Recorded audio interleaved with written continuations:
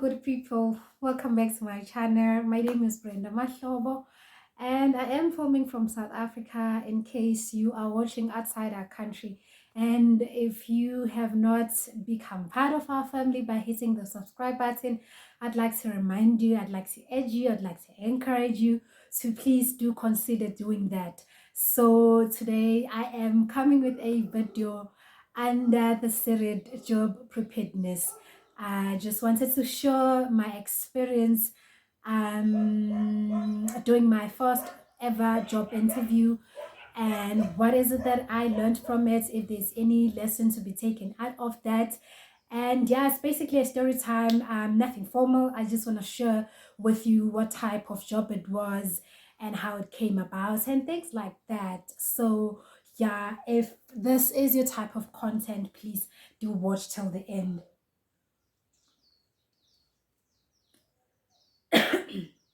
Excuse me. So this oh, all of a sudden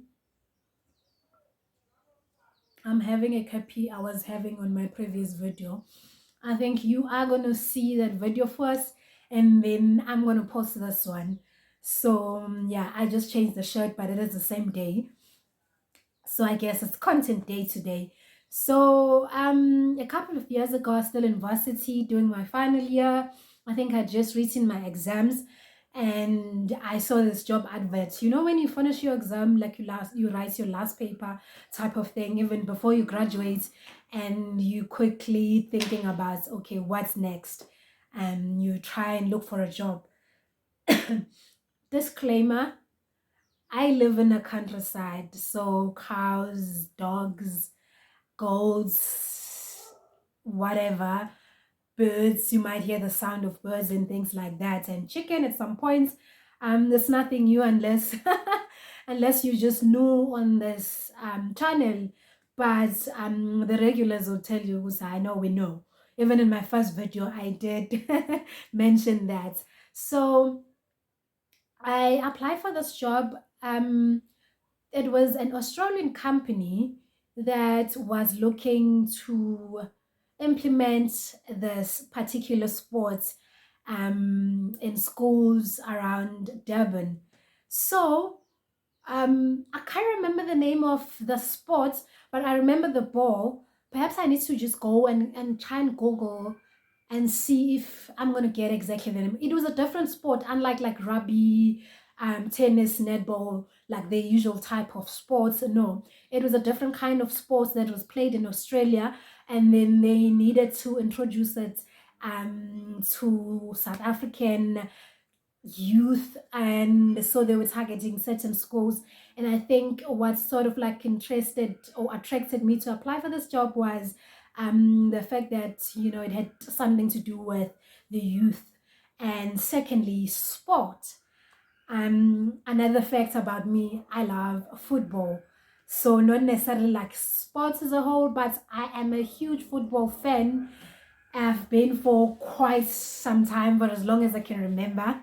So I think that was another thing that just made this job more appealing to me. You know, just the fact that it had to do with working within the sports fraternity, if I may say. So I can't remember the exact sport, but I remember the ball looked like a rugby ball, but it wasn't rugby. Also, it was a long time ago. I'm also I might look young. I got good genes. So yeah, and yeah, I applied, and I think I got a call back not long after the closing date. I don't have the exact time frames, but I remember it wasn't that long. As it was my first job to apply for, and I was excited. I was like in anticipation. So it happened, and then we were called for job interview. So they had offices at Sahara Stadium. I don't know whether there's still Sahara Stadium in Durban, or perhaps it's now called something else. I think there's Sahara Stadium, or isn't it that there's like Sahara Stadium and then there's Kings Park and then the newly built Mabida. So if there isn't a Sahara Stadium anymore, If it's now called the Kings Park Stadium, then it was the Kings Park. But I think back in the days it was the Sahara Stadium, the cricket um, stadium. So we're going to keep it at that. So applied.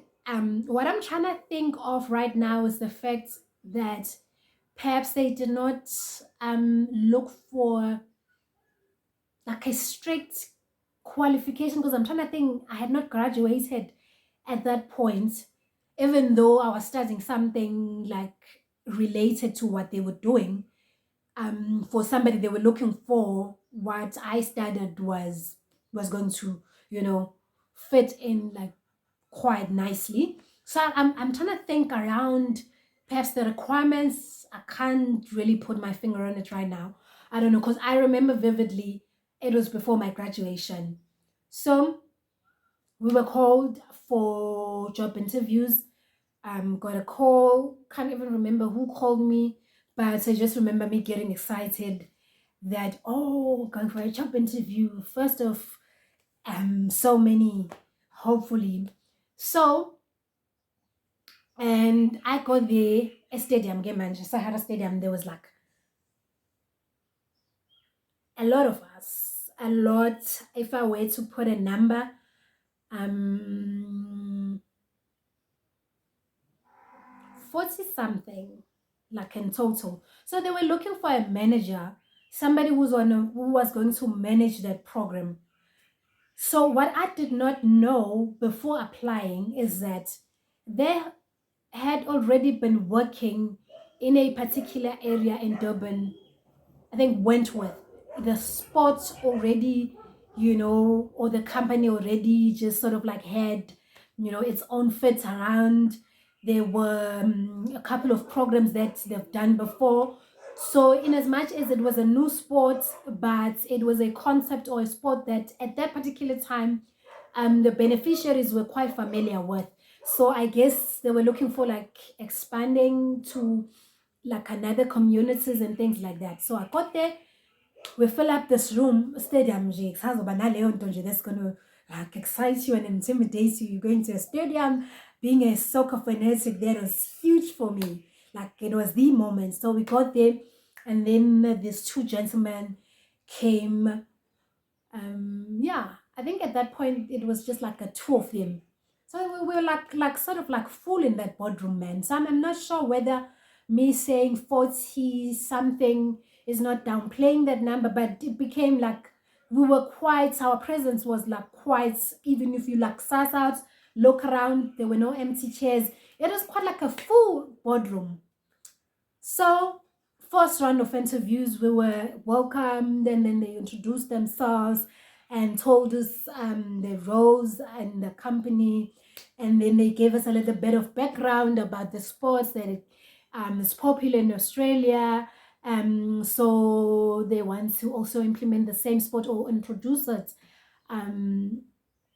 the sports in South Africa.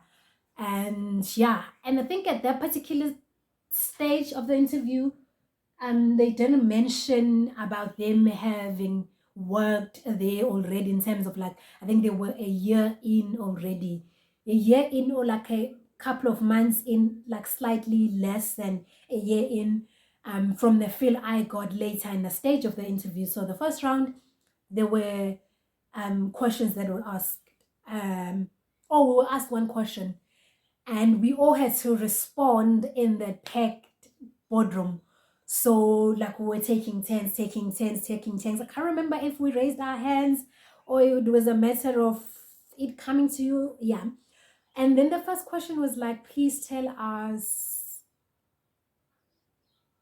who's your favorite sport, or who's your favorite athlete, for lack of a, I can't remember the exact parts. We were asked about our favorite sportsmen or the favorite athletes or whatever terminology was used, but that was the question. Okay, people were going around, who were quite popular at that time. I can't remember. So people were going around responding. Yeah, here I am. Ngimncane nje, a girl who fresh from university, who looks like, she doesn't know anything about sport. Let's alone, football or soccer. My 10 came. My 10, was it my 10? I can't remember. I'm trying to figure out if it was a matter of raising our hands or I don't know. I can't remember that process in particular, like how it went. But I remember you had to answer in front of everyone, like there and there. So people were going, people were going, people were going. And then I was sitting there thinking, oh, I know exactly what to talk about. And in my mind, I'm like, okay, I'm going to talk about this person. And while I talk about this person, I understand, also, this person is no longer playing. So if he's no longer playing, me talking about him, just going like 3 years before, 4 years prior that interview, will sort of like give them an idea yokuthi, hayi le ntombazane iyalazi ibhola. Because this person she's talking about played his last match probably 4 years ago or 5 years ago. But there was still that relevance at that time. He was the person I could still, retrieve from the archives and talk about, and still people remember who exactly, that I'm talking about. So people are going around. So I'm getting like, I'm getting like internally, because at the end of the day, it's still a job interview and there are nerves involved. But that moment for me sort of like affirmed why I needed to be there and why I was the suitable candidate for that position. Because number one, they want to know your knowledge. Are you somebody who's into sports, or you just want to do this because you're hungry and an opportunity presented itself? So people were going, people were going, people were going. Mind you, do I need to also touch on the fact that the level of testosterone in that room was 90%? I kid you not, 90%. As females was just, I could count, I don't know whether we were 5 or even less. But that was like my observation while I just like sat out the room. A lot of males, as expected. So, and then my 10 came. And you had to say your why. You mention the person and you say why. I'm still feeling this even now. I am still feeling about this. So people were going. I can't remember who they were mentioning. And guess who I talked about? You are not going to believe this. Guess who I talked about?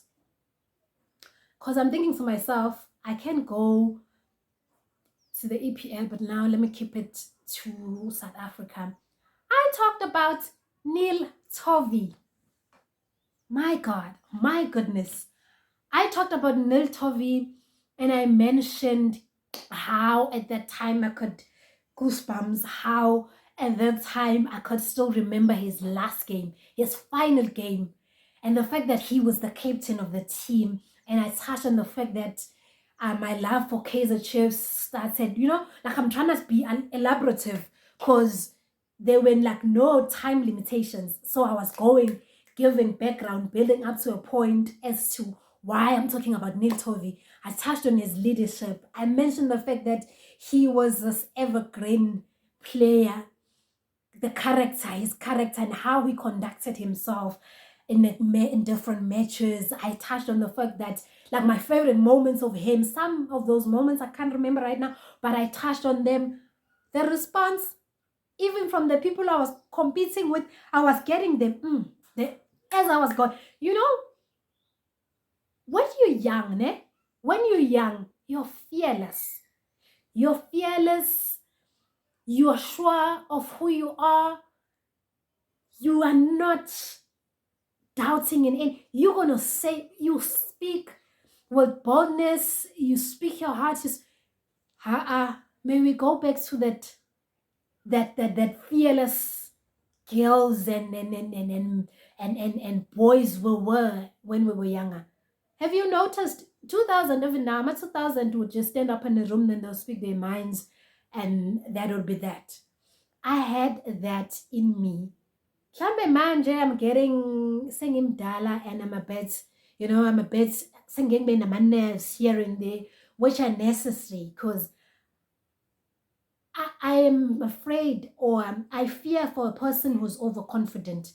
If you're going for a job interview and you've got no nerves, not even a single gram of nerves within you, you are worrying me.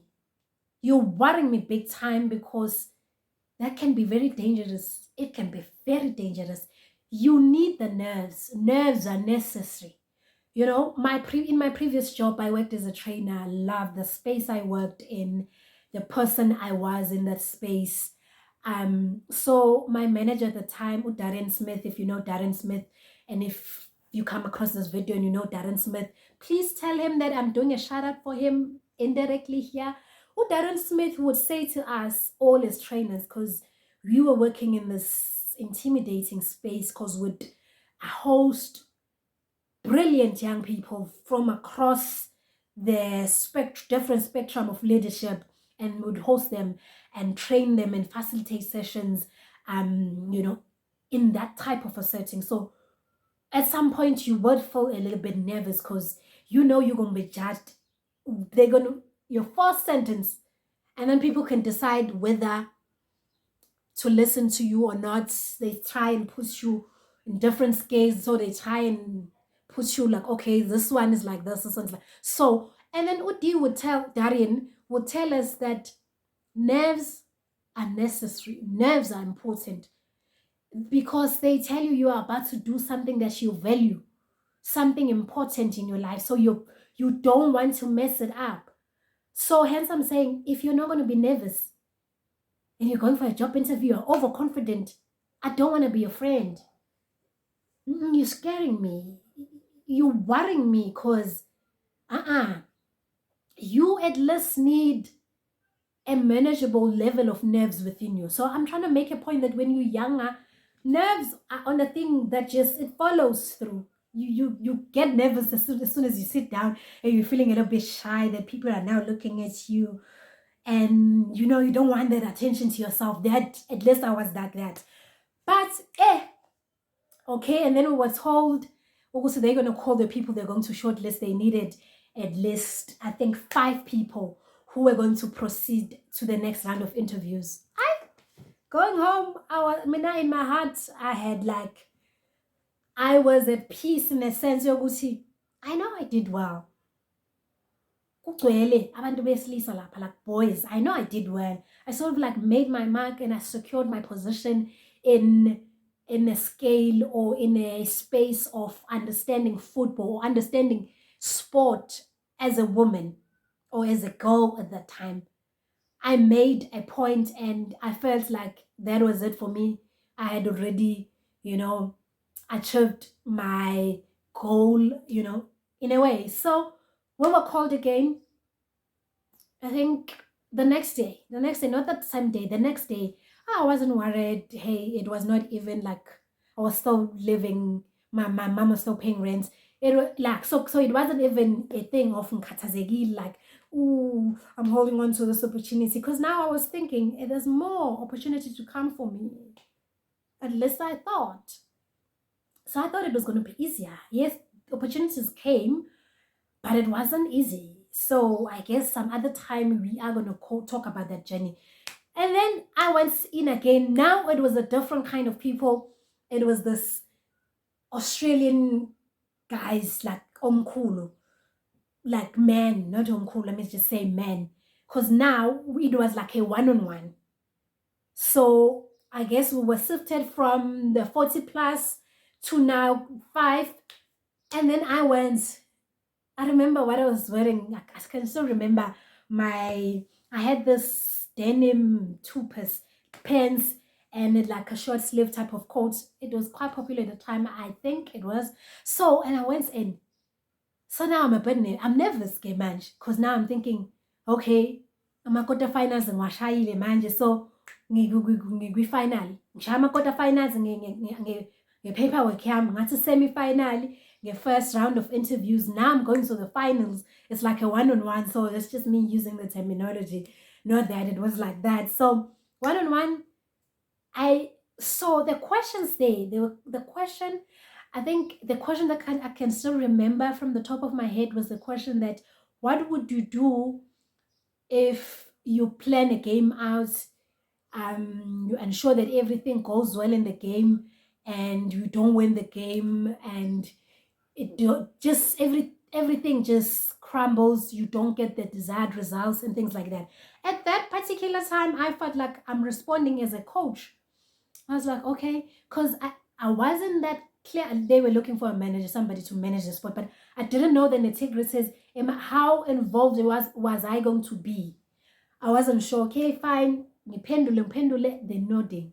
They're nodding. And I think the fact that I was a young woman amongst a lot of men in that space and having made it to the final rounds, I was responding, they nodding. I touched on the fact that then something did not go according to plan, then the plan, there's something wrong with your plan. It's either your game model is not what it was supposed to be, or you did not study your opponent thoroughly, or you did not even give yourself enough time, or it's a matter of relationship between you and your players.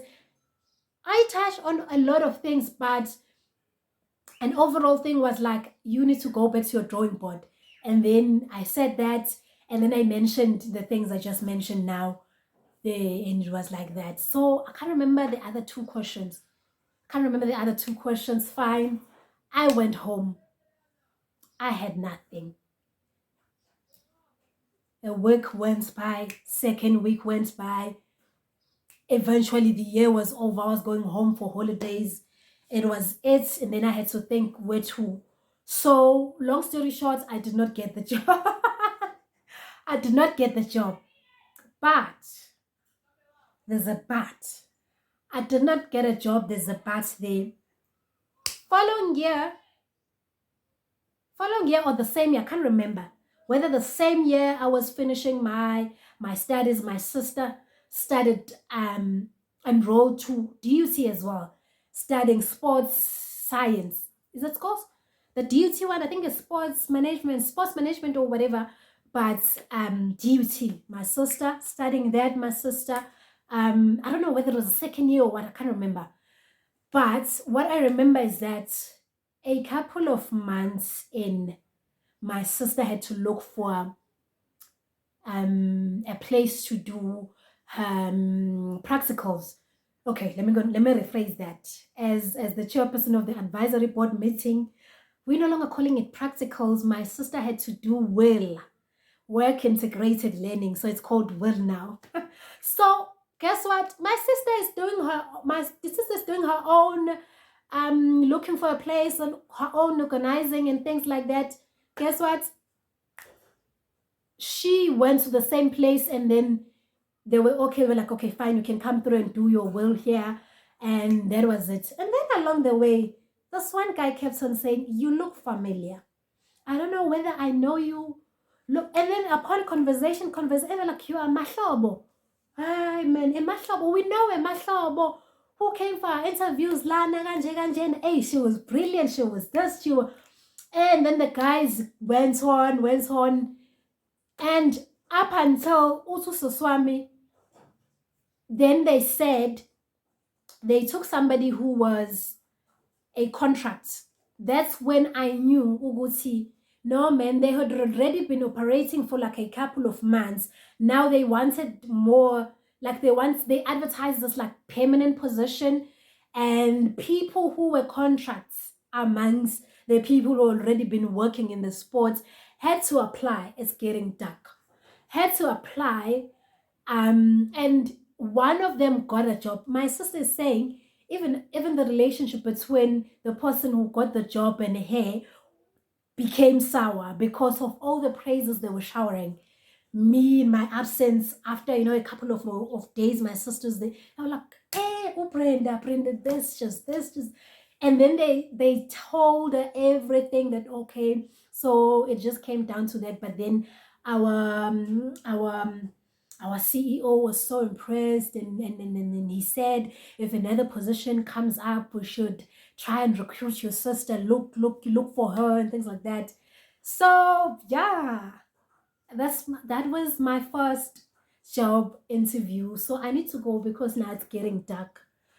I'm looking glowy and all, but it's getting dark. So yeah, that's it. I wanted to share with you guys this experience that I can still remember right now. Unil Tovey. Neil Tovey. Wangenza.